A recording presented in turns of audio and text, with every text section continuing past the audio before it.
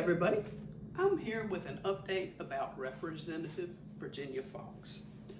I don't know if you heard, but Indivisible High Country and Indivisible Neers, the student chapter of Indivisible at App State, held a protest this weekend because the Republicans had a fundraiser, a high-end fundraiser at App State. So we organized a protest called Fed Up with the GOP. And the Appalachian newspaper, the student newspaper, did a really great story on it. It's called Watauga Republicans Host Lincoln Reagan Dinner, Draw Counter-Protesters.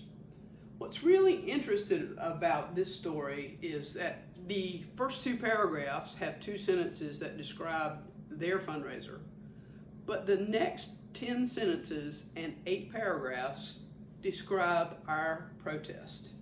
And there are quotes in there by Diane Nyland, Matthew Felipe, and Mary Irish that really get to the heart of why we're fed up with the GOP.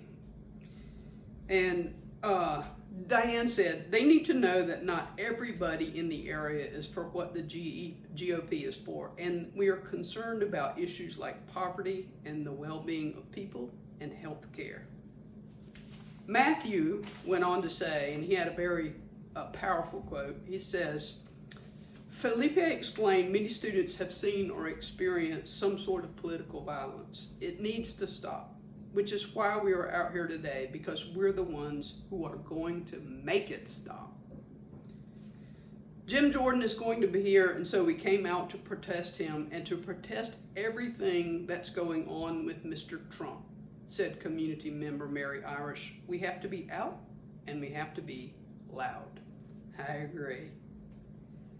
So then the story goes on to list the notable attendees, the VIPs in attendance.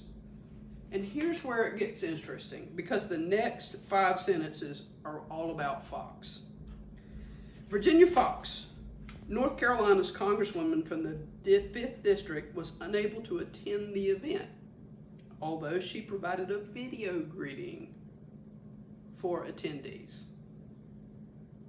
Y'all, Representative Foxx did not show up at a Republican fundraiser to have conversations and dialogue with her fellow Republicans. She sent a video greeting. The thing about a video greeting is you can't have a conversation with it. You can't ask questions. You can't have a back and forth. So the bottom line is, not only does she not show up for town halls, not only does she not answer her door and speak with her constituents, she doesn't even show up to talk with Republicans. Like, that's kind of really disrespectful, isn't it? And so apparently the reporters at the Appalachian must have asked some people about that. And they also reminded readers that Foxx has faced criticism for her opponents for being disconnected with her home district and not hosting a town hall in over 15 years. So a member of the Watauga County Republican Women's Club commented and disagreed with this sentiment. I want to be sure and include the Republicans' viewpoint in this. So this Republican woman said, quote, she knows her people well enough. She shows up at every event we have.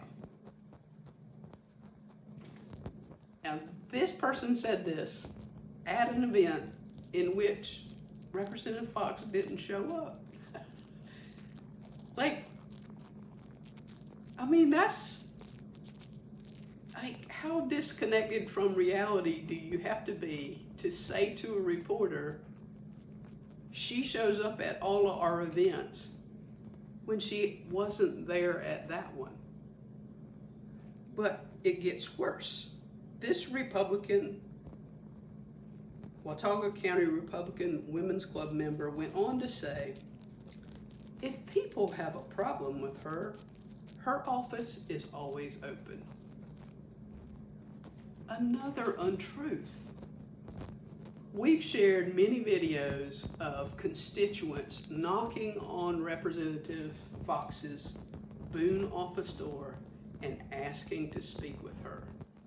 And neither her nor the staff even have the courtesy to open the door and have a conversation. There's a Ring doorbell camera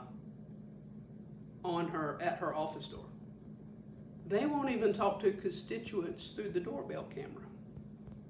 It's gotten so bad that when members of mainstream Christian clergy, Baptist, Presbyterian, and Methodist ministers went to Representative Virginia Foxx's office to speak with her on Moral Monday, they wouldn't answer the door. They wouldn't speak. She wasn't there. They had arranged ahead of time and asked for a meeting with her. She didn't even show up. Her staff wouldn't even talk to them through the Ring doorbell camera. But in the meantime, we have this Republican Watauga County Women's Club person saying that if people have a problem with her, her office door is always open. A blatant untruth. The office door is always locked, and we've shown countless number of times in videotapes where they won't open the door, they won't talk to constituents. So my question is, why are local Watauga Republicans defending her? Like, why are they trying to create a false narrative that she shows up for all their events and her office door is always open? Like, we know better. We've tried to go and talk to her. We've posted the videos. It's just not true, respectfully.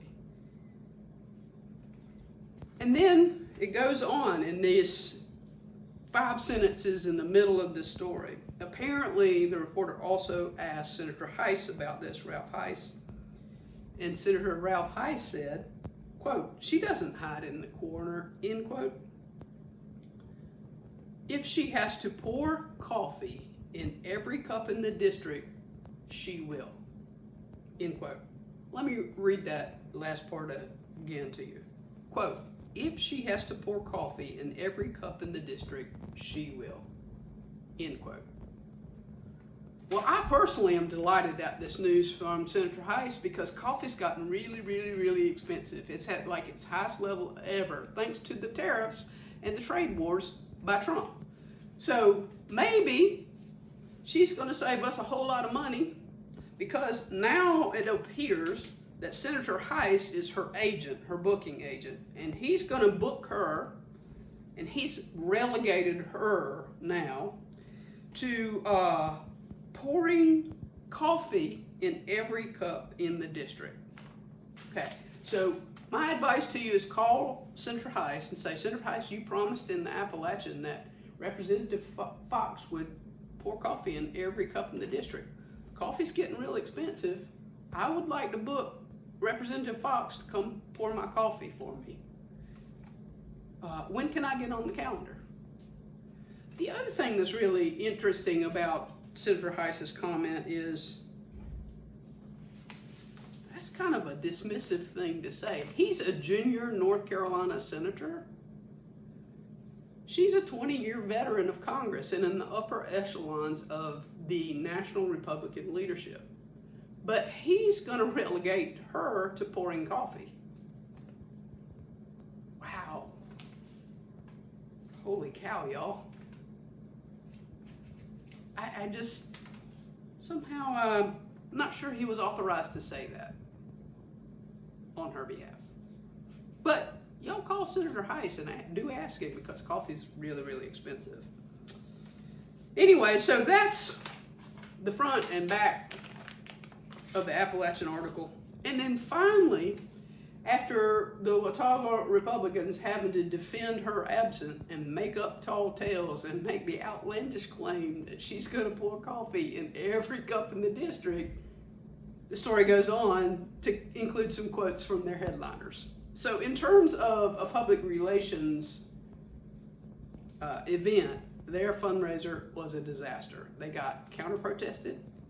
They didn't get to have the whole limelight community voices were included in opposition to them. And they had to go on the defensive for 5 whole sentences in this story to defend why Virginia Foxx didn't even show up. So it's not looking very good for her, y'all. It's not. I mean, I'll be very thankful though if she comes and pours me a cup of coffee. That would be lovely and very nice and very appreciated. And I'll have a simple conversation. It'll be very polite and, I'll be very respectful like I always am.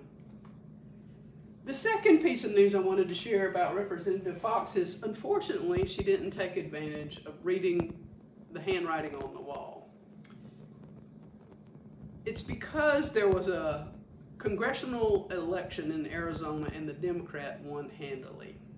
And that Democrat who took her father's seat, and she overperformed by a wide margin, by the way, she has promised to sign the discharge petition to release the Epstein files. Well, Virginia Foxx could have seen that reality coming and that the 218th signature was coming. She could have kept her campaign promise and the Republican campaign promise to release the Epstein files and do her part to keep her promise, but she didn't. Nope. So now we just have to wait for this representative to get sworn into Congress. First thing she's probably going to do is sign that discharge petition. And then we'll have enough votes. And let me just state for the record, the only 4 Republicans who are keeping the campaign promise to release the Epstein files are Representative Massey, Mace, Green, and Boebert. Only 4. Representative Foxx is not. So we'll see what happens when the 218th signature drops on the discharge petition. I imagine Representative Foxx, along with the Speaker of the House and the Republican leadership, will get together with their Führer, Donald Trump, and they'll figure out a way to avoid taking a vote. They will cheat somehow, bend the rules, manipulate the rules, cut some deal to do all they can to avoid keeping the campaign promise to release the Epstein files. So one of the things we got to keep doing, is something that the great Angela Davis said, right? I don't know if y'all are familiar with this quote by Angela Davis. I am no longer accepting the things I cannot change. I am changing the things I cannot accept. So one of the things I can't accept and the Indivisible can't accept is watching us trend towards an authoritarian, fascist, Christian nationalist dictatorship. And so we have to get loud. We have to come together. The thing about our protest at App State is it had music. It was loud. It had chants. It was upbeat. And people got to connect with their own community members who felt like they did, who feel like Angela Davis, that they can no longer accept the things we can't change, and we're gonna change the things we cannot accept. We can't accept America becoming a fascist authoritarian state. Just not acceptable. Having representatives who won't even speak to you, won't meet with you, won't even show up for our own party events, that's not acceptable. And so we're gonna work to change it. I hope you'll join us. We've got some exciting announcements coming up about some future activities. They're going to be fabulous and fun and full of joy and full of community. We hope to see you there. Thanks. Bye.